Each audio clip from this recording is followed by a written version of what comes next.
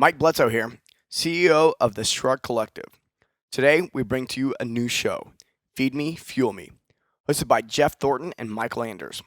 As we're expanding what we offer, traveling to great guests, and introducing you to the best content, we have partnered with amazing companies that we believe in. We talk and hang out with the founders and owners of these businesses.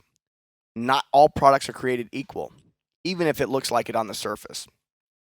We've done the research and have been in the industry long enough to see what really works and what will make the biggest difference for you long term. With that being said, one of my favorite companies, Thrive Market, has a special offer for you. You get $60 of free organic groceries plus free shipping and a 30-day trial. ThriveMarket.com/feedme. This is how it works. Users will get $20 off their first 3 orders of $49 or more plus free shipping. No code is necessary because the discount will be applied at checkout. Many of you will be going to the store this week anyway, so hit up Thrive Market today. Go to thrivemarket.com/feedme. Enjoy the show. This is episode number 83 of the Feed Me, Fuel Me podcast with our special guest, owner of Clear Insight, Julie Farha. Welcome to the Feed Me, Fuel Me podcast. My name is Jeff Thornton, alongside my co-host, Michael Anders. Each week, we bring you an inspiring person or message related to our 3 pillars of success: manifestation, business, fitness, and nutrition. Our intent is to enrich, educate, and empower our audience to take action, control, and accountability for their decisions. Thank you for allowing us to join you on your journey. Now let's get started. Hey, what's good, crew? Welcome to episode 83 of the Feed Me, Fuel Me podcast. There's and Jeff coming at you from Scottsdale, Arizona with Julie Farha. She is an intuitive clairvoyant. And for those of you who don't know what it is, I made sure to clarify with her before we got on the air. The way I explain that is she can't tell you your future per se, but she can point out the forks in the road that can potentially be coming your way. I know Julie from my time at the Village right after I got out of the Marine Corps. She took my spin class once or twice, and we just so happened to reconnect up in Telluride when I was up there with my family. And a little known fact about Julie and I's relationship: way back when, she caught me in the coffee shop. I think I was nose deep in a textbook as I was working on my master's, and she kind of just conversationally gave me a reading. And here we are 5 years later. We connect up in Telluride. And, you know, I'd been wanting to call you so many times over the last 5 years to tell you that everything that we talked about in the coffee shop that day has happened or is happening at this point in my life. And it's insane. But for everybody, we'll dive into a little bit of that here a little bit later. But for everybody who doesn't know who you are, where you're from, and how you became who you are, can you kind of give us the cliff notes of your journey up to this point? Sure. Happy to do that. Happy to be here. Thank you. Happy to have you. I am originally from Wichita, Kansas, actually, and from a Middle Eastern family, went to Catholic schools, your typical Midwestern upbringing. Mm-hmm. And I remember when I was around 8 years old, I was telling Durs this story, that my mother had said to me one day, Aunt Marlene is coming in town. And that's usually an exciting bit of news because we loved this aunt and her family. They were a lot of fun, and it was always exciting when they were coming to town. So I remember having a very different response to that news that day. I got a very funny feeling, and it felt like, no, she's not coming. And I actually had a physical sensation in my stomach when I got that answer. Didn't really give it much thought. And then the weekend comes along that Aunt Marlene was supposed to come, and lo and behold, she did not show up. Mm-hmm. That was my first recollection of having the ability to have some information that wasn't told to me and receiving it in a unique way. And I remember thinking, wow, this is really cool. This is kind of different. I think I'm going to use it to help people someday. I don't know what it is, but it's really cool. So then fast forward throughout my childhood, I had a few other little experiences like that here and there and didn't really give them much thought. Then in my early 20s, I started my own journey of personal growth, spiritual growth, self-discovery as I'm making my way in the world out of college. I actually went to ASU. And that's when I started realizing, oh, this is intuition. I have a heightened intuition. Some may call it psychic, whatever you want to call it. And then I began to realize how my intuition worked for me. Everyone has intuition. For some, it's more natural. For others, it's a skill you can learn. And it can work a little differently for everyone. So I learned how mine worked. I learned what it felt like, how to interpret the information I was receiving, and how to apply it to my life and to use it to help other people with their own need for guidance and direction and answers, actually. It's wild. Like if you've never had a reading, the best way I can equate like what it could feel like for those of you who don't know, if you went and got your palm read and then you just went on about your life and you never kept that as a conscious memory, and then out of nowhere something happens to you and you're like, holy shit, the palm reader told me that this is going to happen, and it kind of just validates the entire experience. When you gave me that reading, I didn't even know you were reading me, honestly. I thought we were just having a conversation. You were just like, a lot of the dialogue that we had was, I sense this about you. I feel this. It's a very sensory conversation. And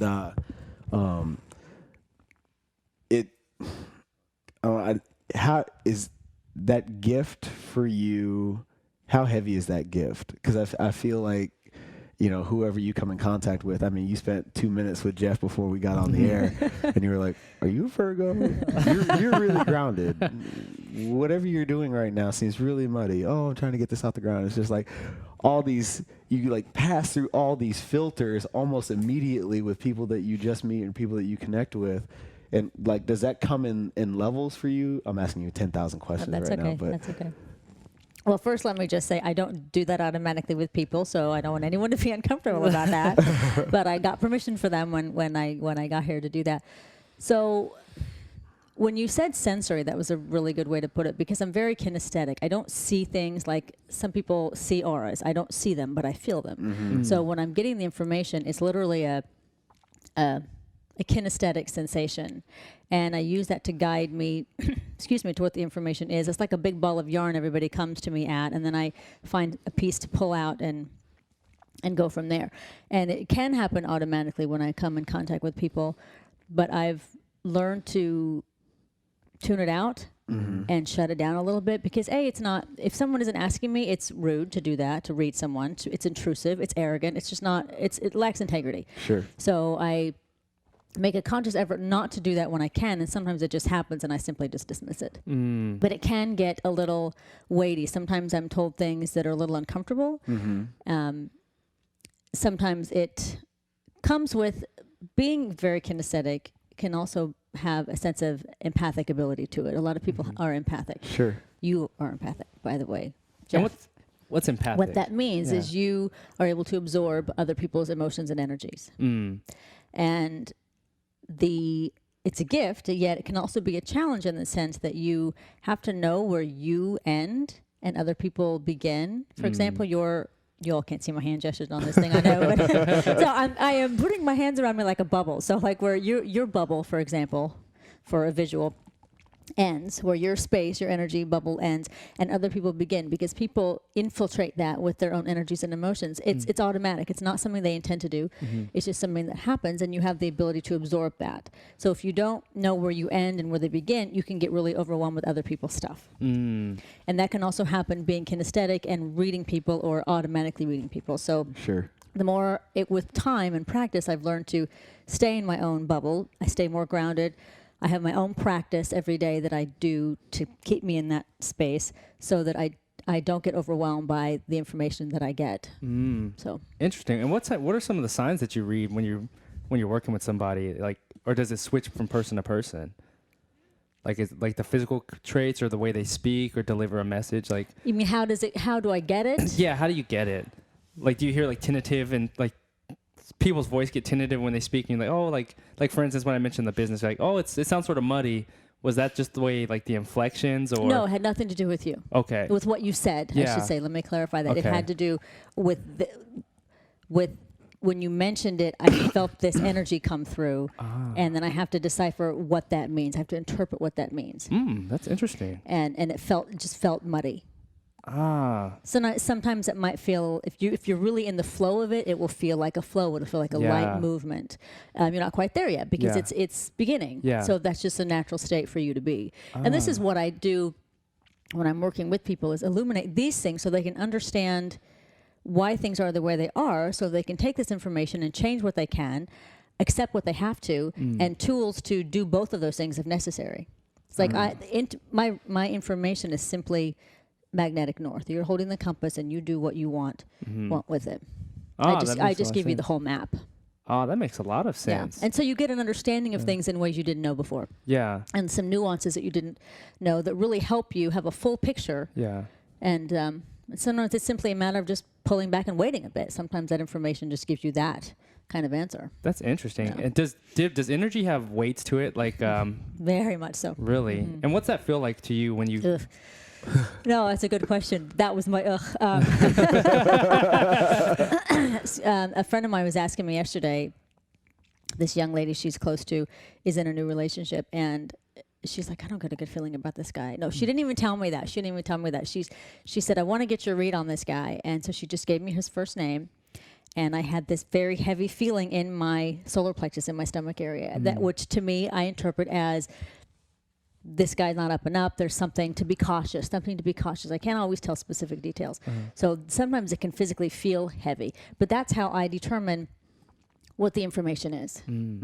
Heavy doesn't necessarily mean bad. It can also mean no. If someone's asking me a yes or no question, it can be no. It can be inaction.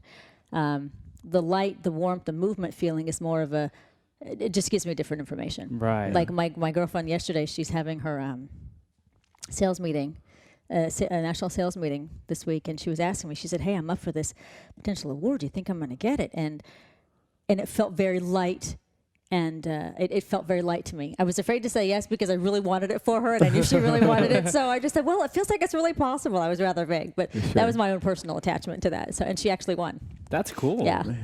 That's super interesting. Yeah. And does how you mentioned it was in your solar plex, did I say it correctly? Solar plexus, your stomach. When you felt that energy, does it happen anywhere, like any other sensations around your body or any other extremities? That's a good question. Okay, so it varies. Sometimes I feel it when I'm teaching people how to use their intuition, which is sometimes what I do. I tell them your intuition speaks to you in 3 very specific areas. You'll get a physical sensation in your solar plexus, your chest, or all over. For me, it varies, and sometimes it just all kind of comes at me at once, and so I got to figure it out. So it just varies. Okay. Yeah, I don't know, that's a little bit vague, but that time I felt it here. Sometimes I feel it all over. Right. Sometimes I just get the little nuances and pull them out and read them and interpret them. Just being able to decipher that message. Yeah. And something I've had to learn, part about the intuition training is you learn the difference between your emotion, your intellect, and your intuition. Right. Because they all feel different and they're giving you different information. When I'm reading for someone, sometimes your emotion is what you want. Your intellect is what you should do, what you need. When I'm reading for someone, what I want for them sometimes can interfere. What I think they need can interfere. Sure. So but it feels different. I have learned to recognize when my own attachment to that person I care about is really what I'm getting. That information is motivated by that and not really my intuitive or psychic ability. So when I recognize that now very quickly, it doesn't happen very often anymore, then I just take a few breaths and get back into center, and then the truth comes through. Sure. And I can put that aside. But that feels different too. Okay. Yeah. wow. Do you feel kind of this almost a first responder type of responsibility where, if you're having a conversation and, there's just that solar plexus, like red flag spider sense thing going off, I know you don't impose a reading on somebody, but do you ever, rather fervently request their permission to read them so they can get some information that may assist in an immediate need that they may not see coming? It varies. I Are tend to be there there. do scenarios like that present themselves? There has been a couple with close friends. I do. If there's a fine line too between playing God, is how I put it. Sure. So I had an experience a year and a half ago where I got a very strong, unique message that has never happened to me before, that a tragedy would befall some people that I care about. I dismissed it because I didn't want to know, B, I couldn't say, hey, by the way, something may happen, because that's too vague. And what if I'm wrong? Sure. So I just wished for the best and put it aside. And 2 days later, I got a phone call about a major tragedy that happened to this family. Oh my goodness. And that doesn't happen very often, fortunately, because that doesn't help me help them. Right. So I'm glad I don't get that a lot, because I don't know what I would do if that happened on a regular basis. But the point to my comment is I wouldn't know what to say to them to help them prevent something. And sometimes it's simply information. Right. I had one lady I was working with one time tell me that she's afraid to follow her own inner guidance, because years ago she had her husband and her 2 sons wanted to go. They lived up north somewhere, and they wanted to go snowmobiling on ice or something. And she had a very bad feeling about it. And they were all like, no, we're fine. It's not a big deal. There won't be a problem. But she still had a very bad feeling about it. And they went, and her sons were killed. Oh my goodness. Oh gosh. So sometimes there's nothing you can do about it. It's just simply information. Yeah. And that's, there's a discomfort with that, but you take you take that with the good that comes out of it. Sure. It can be a little exhausting though. Yeah, I can imagine. At what point in your journey did you decide that, I mean, you obviously discovered very early that you had this gift, but at what point did you decide that you had a responsibility to make this a career? That's a good question. I've always helped friends and family with this. And, it was a bit of a struggle for me to actually make this as a career, because it is, to me, a gift and a higher calling and all that, and yet asking for money in return. There was a little bit of a leap. I think that's very common when people do what I do and they have certain gifts. But yet it's an energy exchange that needs to take place. I give you this, you give me this, whatever their exchange may be. So there's an integrity in there that I've learned more. It's more about integrity than actually exploiting something, for money. But I started doing it for money really just about probably a few years before you and I talked. Yeah. Okay. And how is business? Suddenly just crazy. I mean, it usually goes in waves, there's kind of ebbs and flows, because people don't come to me every month or every week. They come to me as needed. And, if you need me every week, well, then you're not doing your own work. And, then we got to talk about that. So, but lately it's just been booming. Last year was a really difficult year for a lot of people. It was a year of transition in very unique ways for people. And because I feel that this year we're moving into a new way of living and a new way of being. And so everything kind of had to crumble last year for us to find and rebuild this new life, so to speak, a new existence. And so people are struggling and they need some answers. And I think that's why it's just crazy right now. It's great though. I love it. Yeah. Well, I'm sorry they're suffering. Let me rephrase that. I'm sorry they're suffering, but No, I mean, the integrity of it all is also intriguing in the sense that you have to have such a level of trust for people to give the bad news as well as the good news, And do you kind of set the stage for the circumstances that can lead up to whatever the good or the bad outcome could possibly be? Because I feel like based on our conversations and my dialogue with you, that these are all things that are out there in the ether, and they are possibilities should you decide to follow certain courses of action, or if you pivot just a little bit to the left, a little bit to the right, that'll change everything completely. Is that accurate? It is. So when I'm giving you the whole picture, that whole picture comes with a bunch of different possibilities, as you say, and options. and potential outcomes. So we talk about the potential outcomes. I can't really dictate which outcome is going to happen. I mean, I can see I can see the outcome of this if you stay on this path. Right. And I illuminate that in I don't make things negative, but I'm not Pollyanna. If I don't see it, I don't say it. I'm very direct, yet very compassionate. But I don't make things negative because it doesn't have to be. It's really about choices and action and inner introspection, learning more about who you are, how you're wired, what you need to heal and release as well to get you where you want to go, or to accept what you need to accept, and the whole journey that comes with that. So I try to keep things a little more positive because it really is ultimately the case. I did have, when I was very young, one of my initial teachers said to me, she said, Julie, if you ever get a reading and someone tells you someone's going to die, you get up and you leave. She said, because no one should tell you things like that because it's playing God and they might be wrong. So that was my first lesson in integrity. Right. And you can get I've had a feeling of when something was going to happen. I've had some dreams about some people, and you just keep it to yourself. You just keep it to yourself. That's heavy too. A little bit, yeah. That's interesting. But yet it also helped me because my father was sick for some time before he passed, and I was going back home every month to see him, and I would tune in and say, okay, am I going to see him again? Am I going to see him again? And I would always know, and I was never wrong. And then the last time, right before my last trip, I asked myself, when I left Wichita, that one of the last times I said, okay, am I going to see him again? And I got, yes, but he might not see you, but I'll see him. And yet it was able to be, it worked out where he was still present and able to recognize me that very last time. But I knew that was the last time. Oh boy. Well, that's crazy. Yeah, that's that's a little, but it helped me. It really helped me to kind of know what to do. But that's really I didn't heavy. ask too much because I know there was only so much I could do. Sure. Yeah. And I didn't want to. You're so attached to that. You can't always trust what you're getting. Well, what's also interesting about your gift is, and what I find so empowering about it is, you give people, I'll just use myself as an example.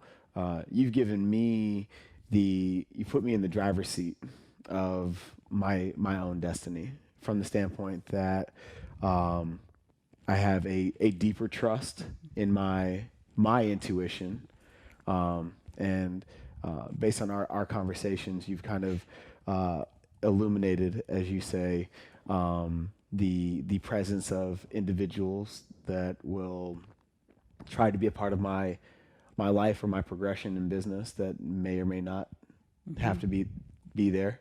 And also, and that may or may not be helpful. Correct. And when I feel that, to trust that, whether it be good or bad. And I think that's, if it's happening for me, I know for sure it's got to be happening for other people, where they feel just a lot more confident in the decisions they make that impact the unknown. And as you said, last year was such a transitional period for people. There's a lot of question marks out there that can only be answered by making decisions. And a lot of people don't make decisions when faced with that unknown. So now, you give people potentially the confidence to stare the unknown in the face and make a decision and kind of let everything manifest as a result. And I think that's super cool. Thank you. That's a big part of why I love doing this, because one of the biggest things that comes out of this for people is a deeper understanding of themselves, of their own gifts, and their own confidence even grows out of this whole process. And ideally, you would never need me. Ultimately, you'll learn all this yourself, and have more confidence in yourself. But you might just need a little insight here and there. But that's what I love, because you really get a stronger sense of self. So it's not so much about me showing you all these things I know and how fabulous I am. It's about me showing you me holding up the mirror and showing you who you are. Ah, interesting. And you mentioned your teacher, where you learned that first gift of what was it? Intuition. Well, she really wasn't my teacher. She was just a psychic that I knew growing up. It was a dear friend, and so I just used her as my teacher because I paid attention to what she would say. Okay, awesome. Yeah. How many teachers or mentors have you had throughout the process as you continue to grow your skill and learn further and further?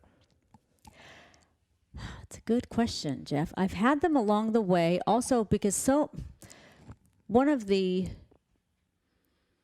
my biggest jobs in this work is my own discipline and my own practice. And because I have to be clear and grounded and be walk my walk, talk my talk, work on my own stuff so I can help others do it too. And so my teachers have been those kind of teachers that have helped me with that journey through the years. And now my teachers are now more everybody else, and the reflection they're showing me and my own experiences. Okay, this is what I'm so stuck on, and this is repeating, or this is really working. So now life is my teacher more than individuals have been, but I've had a lot of individuals and readings and studies and things like that have helped me. I mean, I've been studying this stuff since, gosh, I was, early 20s. Wow. A long time. Let me just say, so nobody knows my age here. For a long time, so. That's cool. And Yeah. as a clairvoyant, do you need your own clairvoyant or somebody that can read you? Sure, because you get Really? so attached to your own situations. Yeah. And, I get inklings for myself, of course, but if there's something I'm really attached to, I call a friend. I have a couple friends that are gifted as well. I say, hey, what do you get on this? What do you get on that? And, we do that for each other. That's interesting. Yeah, it's hard to read for yourself sometimes. I use my intuition and my own ability as a guide with my work and stuff every day. But for more personal things, I definitely need some insight. Yeah. Really interesting. Well, I think that's huge. That's a huge sign of growth and discipline on your part to recognize that, even within the realm of your profession on a personal level, you still need coaching and guidance. And all that stuff to kind of get out of your own way and create a path for yourself as well, while you spend so much time doing it for others. Yeah. Yeah. We all need to feed and be fed. Right. As feed me, fuel me. Yeah, exactly. Feed me, fuel me. That's so cool. Do you ever run into time, like when you get done with the reading, say it's like a really heavy reading, where you have to sort of cleanse yourself of that energy? Yes. Very much so. What's that process like? Well, this might sound a little strange hearing it audibly, but I'll explain it. So I do a lot of, I don't know where y'all want to go with this. Take it. But Take it all the way. Okay. So a big part of my practice is working with energies from the higher power. Okay. Some see God in their own way. I feel, because I'm so kinesthetic, I feel God as the highest vibration that exists. It's an energy. So I call that highest energy into me, and it clears me and cleanses me. I call it into people as well. That's how I, quote, pray. And it's really about calling in the energies and changing the energies of a situation and of me. So I do that. A lot of times when I'm doing something like that, I'll move, I'll like rock back and forth or rotate, because it happens automatically, but it moves the energy through me to clear me. A lot of times, well, usually when I'm reading for someone, I doodle. It's funny. It tends to be circles, and sometimes they change their pattern, but because that keeps energy flowing in the reading as well as through me. Wow. Interesting. Yeah, if I'm having a challenging conversation with someone that's not professional, that I doodle, because it just keeps everything flowing. Yeah. Salt baths help me a lot too. Sure. I also have an energy healer that I use, and she's great. So. Nice. Yeah. Wow, that's incredible. Yeah. So I didn't know if you want to go on that spiritual path, but No, to I me, like that's it. it's the energy of that vibration that I work with, and I call in, and because it moves stuff out and through you and through other people. And Yeah. I feel like that's an important piece going into the spiritual aspect of it. Yeah. Okay. I just didn't know where you guys wanted to go. No, absolutely. because we Yeah. love hearing all about that. Well, and I do that with people that I work with. I do it with my friends. Yeah. I do it with my family. I just do that automatically. I do it when I'm walking my dog. I do that automatically. It just kind of keeps everything off of you. But sometimes sometimes it's hard to shake. One really good thing, little tip, is one of the best ways to clear yourself is to take a 20-minute nap. It totally resets you.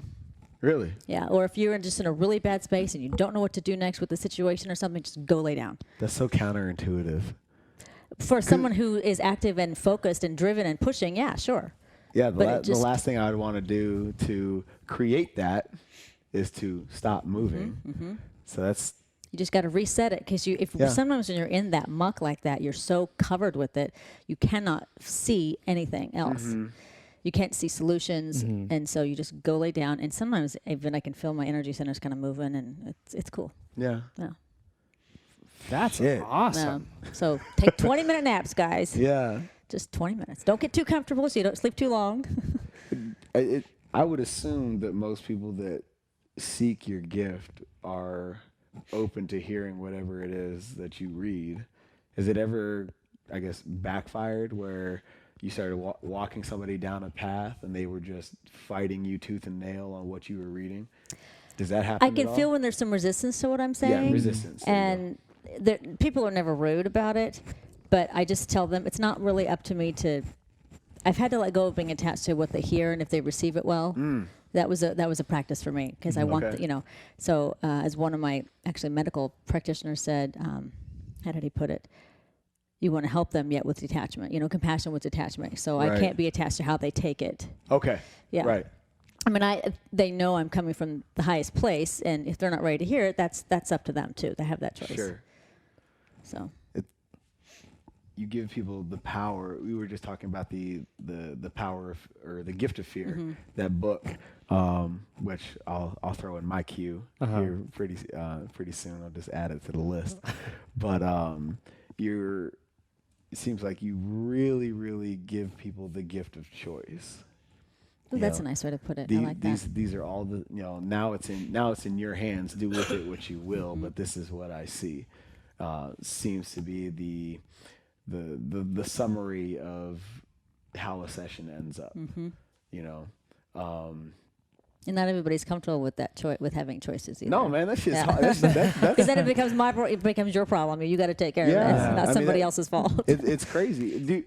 Do people? Because I see it in fitness all the time. People resist ownership of their circumstance. Now with this new gift of information and options and choices, do you see that as well? Like, for sure. Is there like this revelation that occurs in a reading where people are like, "Holy shit, it's not my fault." All these things are happening to me, and then there's a point in the reading where they're like, you help them come full circle with the idea that yes, but because as a byproduct of the choices that you make, this is what the universe is reciprocating. It's always offered, but not always received. Okay. But if somebody comes to me with the same situation over and over and over again, that's when I'm like, okay, I can't help them because they're not ready to do the work. And and that's certainly their choice too. Yeah. But I had if you want a little anecdote here, I have a client in LA. Years ago, he had the opportunity to invest in this company that had the potential to be very lucrative, and he didn't have a good feeling at all about the partner at all. But the money potential was huge, so he followed the money, as most people do. Sure. And which turned out to be very good for him. In a short amount of time, he had 300 some employees. He was bringing in a tremendous amount of income. And yet, because of the partner, he almost landed in jail, and the company's gone. Wow. So that's when I first met him, when he was going through all of that legal stuff. And so over the years, he's called me regularly, and what's happened as a result of our working together is now he trusts his own guidance more and more and more. It's layers of things we talk about now. First, it was more on the surface. Now, it's more layers of him that he's getting to, and more information he's getting about the players around him. He'll go into a meeting and he'll call me and say, "Hey, what's going to happen here?" And I give him what I got. And but now he doesn't make a big decision without getting a clear yes. And if he's not real sure what he's getting, he'll call me, and I usually just end up validating what he already knows. Oh, right, We've worked together so long, but it's totally changed how he does business. Wow. That's super interesting. So you can do a reading via telephone. It doesn't have to be in person. No, I usually do them over the phone. Really? Because most of my people aren't here. That's interesting. Yeah. Does it work the same either way, like in person compared to telephone? Same. Absolutely. Wow. Now, the more I read for you, the more I'm more familiar I am with you. So there's more places we can go. But you can ask me about someone. Yeah. And I don't typically intrude on other people. Yeah. But if it's directly related to a situation you're currently dealing with, then I can give you some insight about their role in it, so that you know what you might need to do to address this or to manage it a little differently. Wow, that's super interesting. Yeah. Where are you at with wild. plant medicine? And where I'm going with this, a couple of years ago, I did a retreat, and we had a shaman-guided psilocybin experience, a mushroom trip. And, over the course of 3 hours, I was able to work my way through, what I would say is roughly 15 years of bullshit, like the deep issues that either you ignore or they weigh on you, and they inhibit your ability to move forward and do the things that you really want to do. Does that, or has that, that chemical freedom that you get from, plants and mushrooms and ayahuasca and those things. Have you played with any of that along the way to help free up your intuition and help you be deeper within yourself? Because everybody I know that plays in that universe, that's their medium to help get to what you're talking about. No, I haven't. I haven't done that. But what I've become more and more aware of is the impact that foods are having on my own energy field. Oh, okay. Yeah, like just food. Yes. Okay. It was funny. I was joking with you. I said, well, I don't have a glass of wine during the week because it affects, my clarity a little bit. I can still push through it, but it's just, to me, it's just an integrity thing. But it Sure. just, it impacts you. Yeah. So no, not that specifically, but I'm becoming more and more aware of how some of these things, how it makes you feel. Yeah. Yeah. What are you most in tune with in terms of like what food affects your ability to read? Negatively? Yeah, sure. Sugar. Okay. But probably also alcohol. Okay. Yeah. Wow. And coffee. Coffee has a different reaction on me. Coffee turns me into an evil person. And I get this creative burst initially, and then about a couple hours later, I get a hangover. And Yeah. I can't find anything. And I feel like, it's funny, I used to feel like there were pins and needles on my energy field. And this one practitioner that I know, she said, I just read how they said that coffee creates spikes in your aura. So I don't know if that's true or not, but it was an interesting correlation because that's how it makes me feel. That's interesting. So I don't do that at all. And then what helps? If I ate really cleanly yeah. forever or for months at a time, I would probably recognize even more what would impact me. Sure. But I'm lazy. Yeah. I'm just not that disciplined. So as you dial it in, what foods have you noticed help me with your Well, I've been a reading? vegetarian since I was 14. Okay. Okay. That's more choice. So I can't tell you the impact of meat. I will say, though, sometimes my body does need it, so I still don't eat it, but it grounds me. The denser proteins ground me. Sure. Drinking a lot of water helps me a lot because it also calms your central nervous system. Right. So when I have a day when I feel really fuzzy, I drink a lot of water. It just sort of seems to move everything through. Part of it's kind of cleansing as well. Yeah, a little bit. Yeah. Yeah. Yeah. And the days I eat more clean, I just notice a difference. Sure. My mood is lighter. Yep. Huh. It's funny that. And I love sugar, unfortunately. So. Well, no, it's interesting because we spend a lot of time on this show, having these kind of discussions with people that play in the fitness arena, and all the things that affect you on a physical level seem to affect you on a spiritual, universal, intuitive level as well. Where I can see that somebody who doesn't have your gift, their intuition could be muddied, and since we're using that word a lot today, just based on their nutritional habits. Oh, absolutely. They say that the cleaner you eat, the clearer you're able to think. But I think that if we take it one step further, that also plays into your ability to acknowledge your intuition and follow it thereafter. Why are you able to think more clearly, and what else does that else impact? Exactly. One of the things I talk about when I tell people about using their intuition is becoming more in the moment, more present. Yeah. And one of the ways you do that, well, when you're more present and more in the moment, you can feel your own inner guidance more automatically and more regularly and more instantly. And one of the things I talk about is your reactions to foods. And people with food allergies are really aware of this.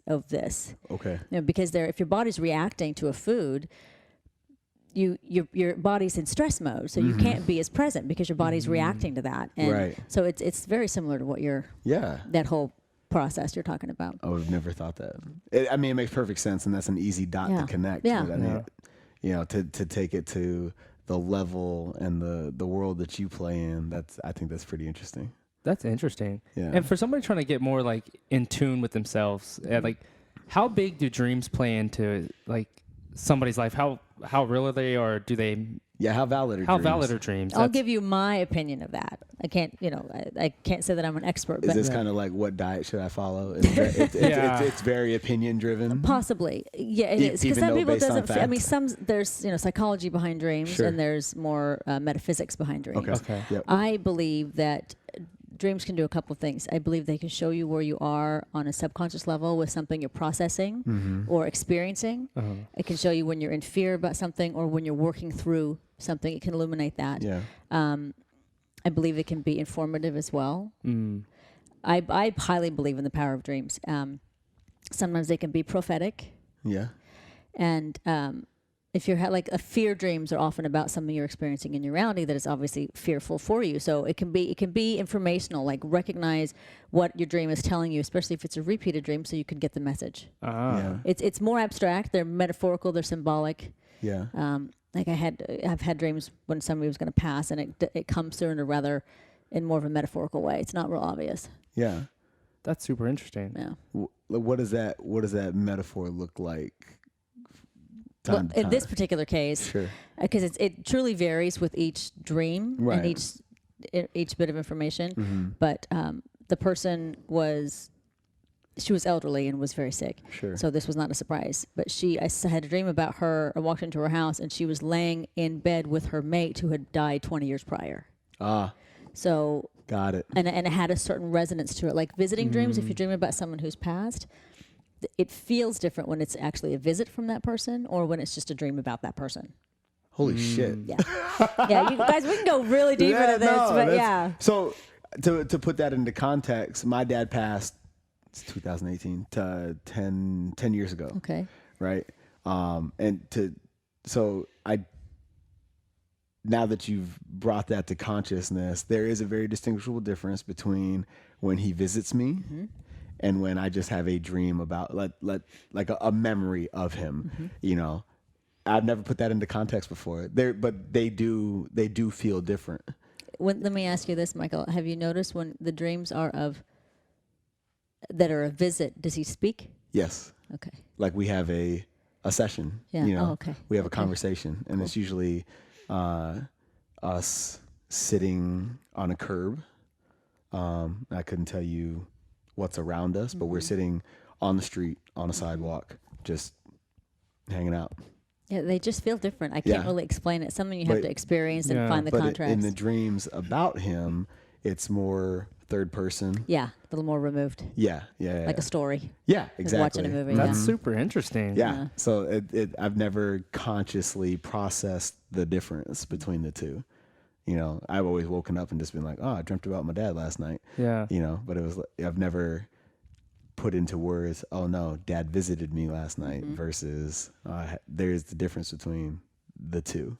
So that's crazy. That is interesting because I've been wondering about that because before I go to bed, I always try to watch something like positive or motivational. So it influences my thoughts or dreams in that manner. Because I find it like when I watch like a movie that's like an action-packed, stressful type of movie, then I'll think of something like, or I'll have a dream that's crazy and like, what in the world? Why was I thinking that during my Game dream? of Thrones have infiltrated my dreams a lot.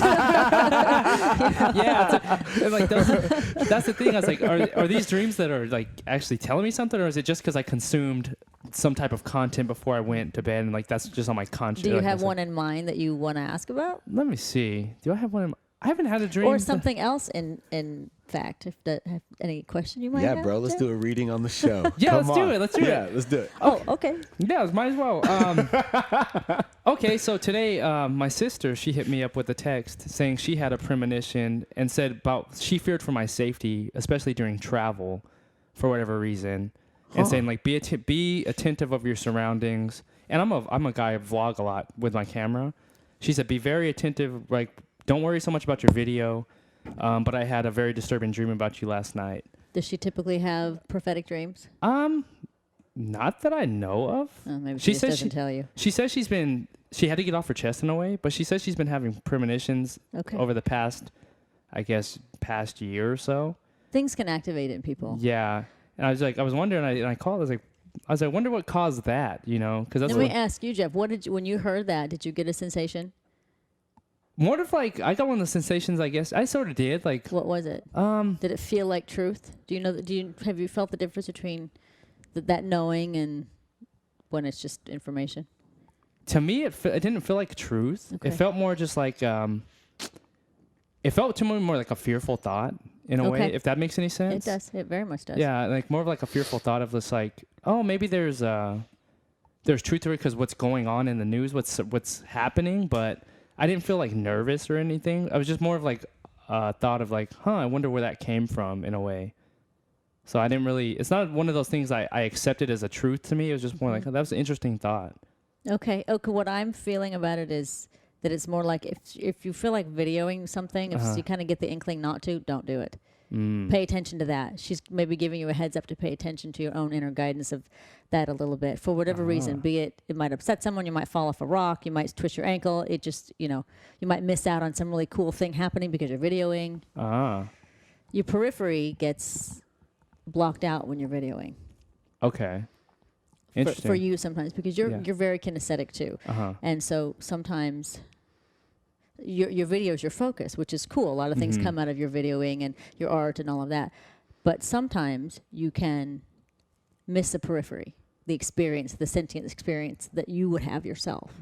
So maybe if there's a way you can merge that both a little bit, just be more aware of what's going on around you. I'm totally digressing from what your sister said. Yeah. But be a little more aware of what's going on around you. Kinesthetically, audially, open up all of your senses, not just your vision while you're doing the video. You can practice that. Oh, okay. You're grounded enough, you can practice that. And it'll just heighten your experience. Interesting. And then you'll get more ideas for your video, for your life, for your business. You might get some clarity on, you have some questions about your business and some doubts, which is normal with a new business. And opening yourself up this way will help you get those answers and those opportunities and that insight and those other ideas that can pop through that you can't always see because your focus can be a little bit rigid when you're videoing because you're focused on the mark, which is why you video. There's a beauty in that too. But if you do it a lot, Jeff, you might miss out. Interesting. Okay, that makes sense. Yeah, that makes perfect sense. Appreciate that. Sure. Interesting insight. That's crazy, right? Yeah, that's nuts. That makes a lot of sense. So, too bad you don't have a call-in show. We might add that be to on the fire. Yeah, add that to the list. Yeah. These are the shows I love the most because we've had Tonya Rekla on here. She's an energy person. Yeah, as well. she's all about energy reading. Yeah. Metaphysical. That was the word I was looking for. A little ways ago back.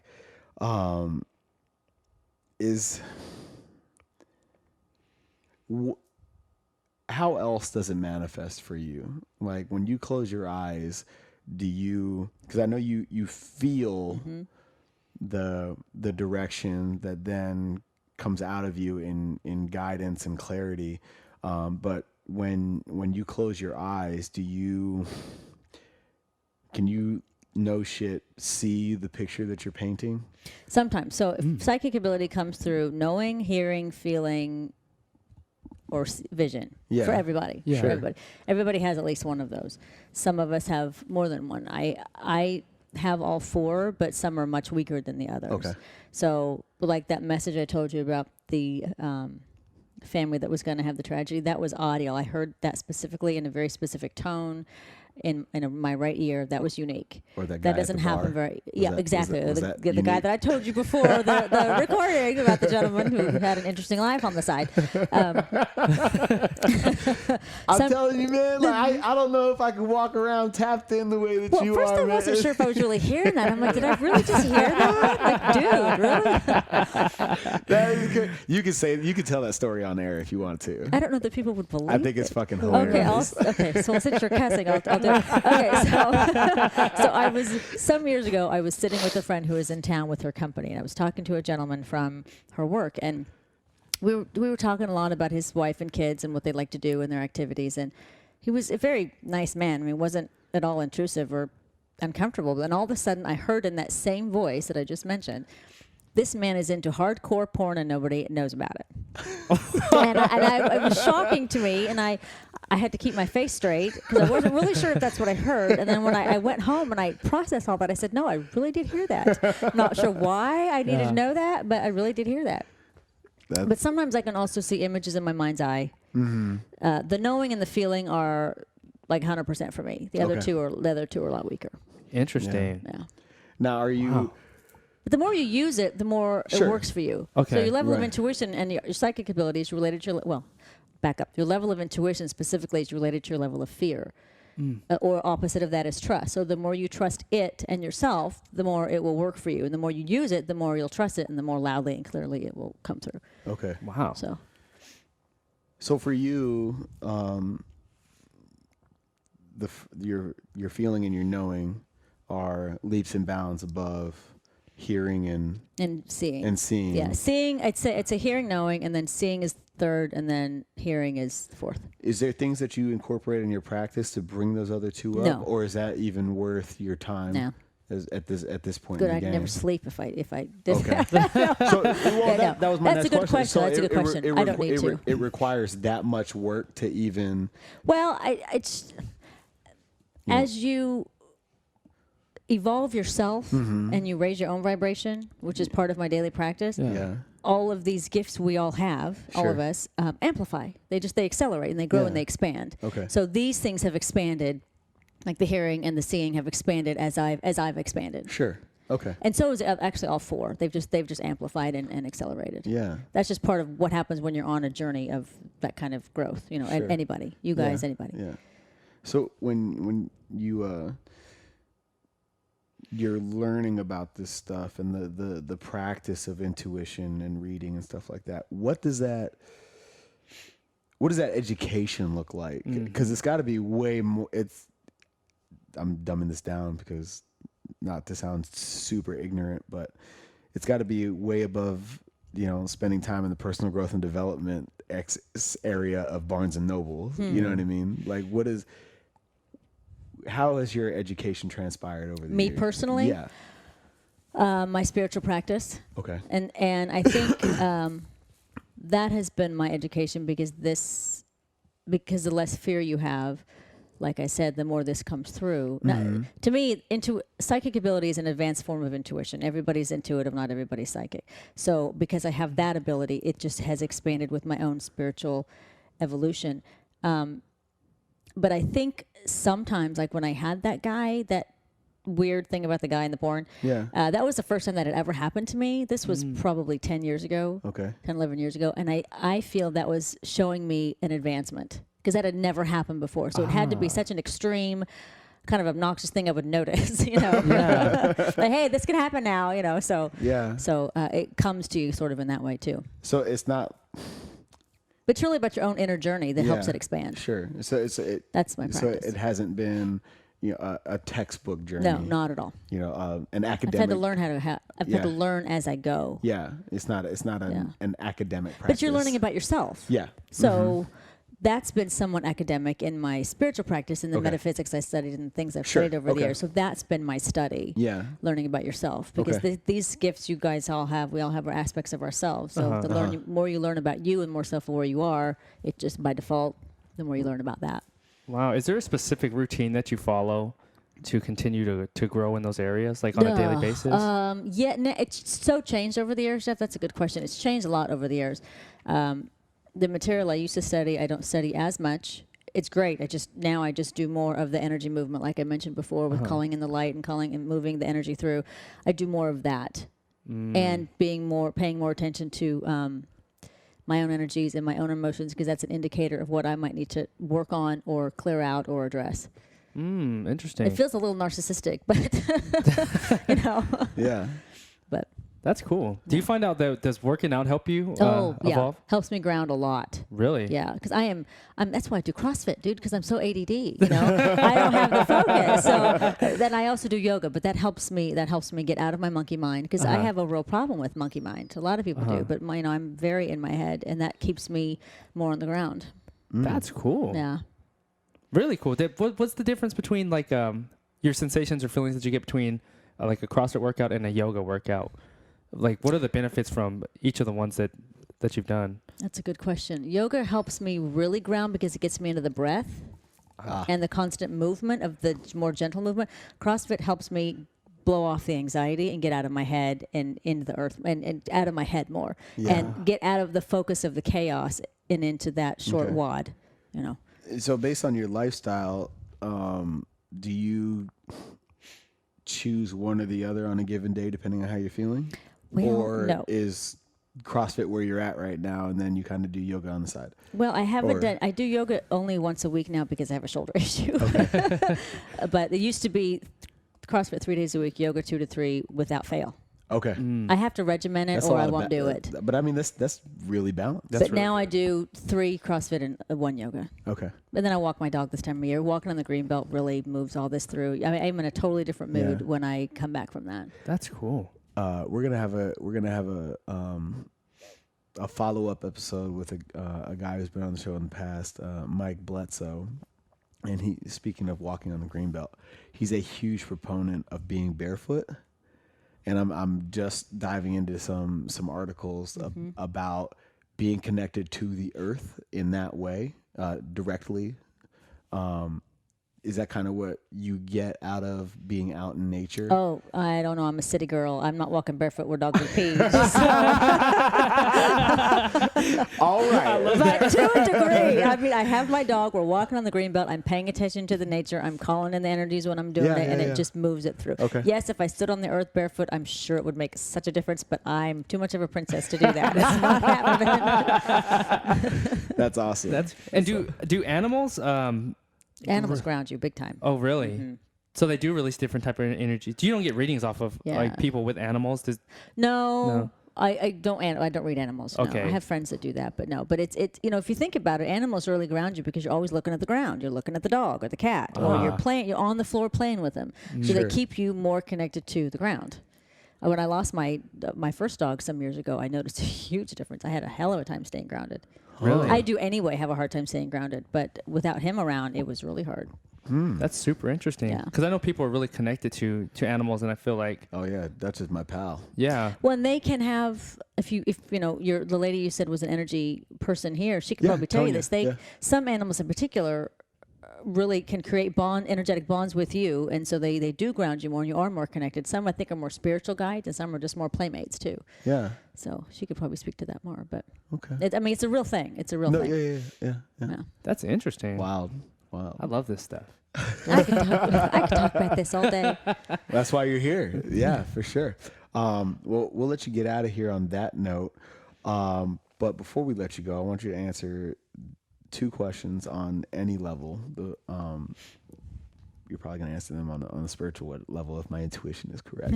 Well, now I'm under pressure to do that, so I validate you. I have to validate you now, Mike. You do the reading. I just listen. But each and every day, what do you do to feed yourself and kickstart your practice? And then the follow-on to that, in your daily practice, what do you do to fuel yourself so that you create that energetic carryover into the next day? That's a good question. Okay. So feeding myself is the practice I mentioned. When I do this every morning and I get quiet, I play music and I move the energies through. That's how I feed myself. Okay. And it's also how I fuel myself, but I fuel myself in my 20-minute naps, my connecting with my friends and my family, my close circle, that fuels me. And yet the more solitude that I need from time to time helps me fuel because I get so easily exhausted. Yeah, like in big crowds, I get easily exhausted. So the quiet time does that too. Okay. I love that. Oh. And then where can this community go support you and even reach out to you to get readings or do anything like that? Well, they can email me or they can call me. I have a website that's about my intuition work, juliefarha.com. Okay. And my you can also email me through that, julie@juliefarha.com. Okay. Perfect. Or through you guys. And you're on social media as well, or? I'm on Facebook. On Facebook? Yeah, I don't post much on Facebook. I'm lazy about that. Yeah, I'm on Facebook. I have a Clear Insight, Julie Farha at Clear Insight. My name of my company is Clear Insight. Clear Insight? Because that's what I do. Awesome. I give you clear insight. Awesome. We'll link that There all it up. is. Cool. Thank you for everything. Thank Thanks you. for This taking was the time. fun. That was a lot of fun. Appreciate the reading. Yeah. Anytime. Anytime. And yeah, guys, make sure you get out there and support everything that Julie is putting out into the universe. And if you have any questions, the fact that she's able to provide such clear insight over the phone, that just makes her reachability that much easier to access. So, reach out to Julie if you have any questions about or need clarity in terms of the next step you need to take in your life, or maybe she can just help you, clear the water for yourself.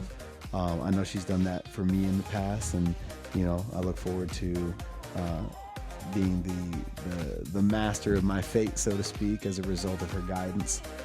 So she's a trusted friend, and she definitely she's a master of her craft. So support that, and until next time, guys, feed me, fuel me. And that'll do it for this episode with our special guest, Julie Farha. If you want to check out everything that Julie has going and support her company, Clear Insight, please go to the full show notes on feedmefuelme.com. Also, be sure to connect with us on social media, including Facebook, Snapchat, Instagram, and Twitter at feedmefuelme. We would love to hear from each and every one of you. If you found this episode inspiring in any way, please leave a rating and a comment on iTunes so we can continue on this journey together.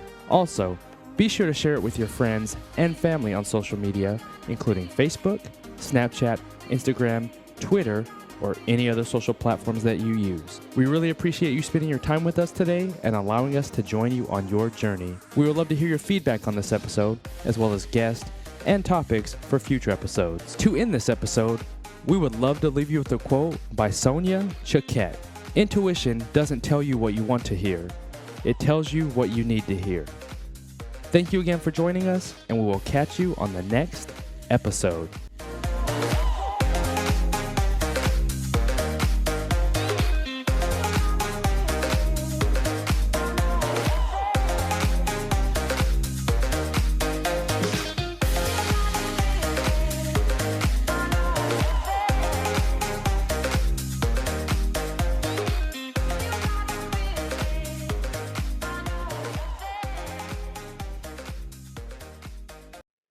Way to make it to the end of the show. As always, go to Shrug Collective over at iTunes. Give us a 5-star review, positive comment, and hit thrivemarket.com/feedme to get that great deal on awesome groceries.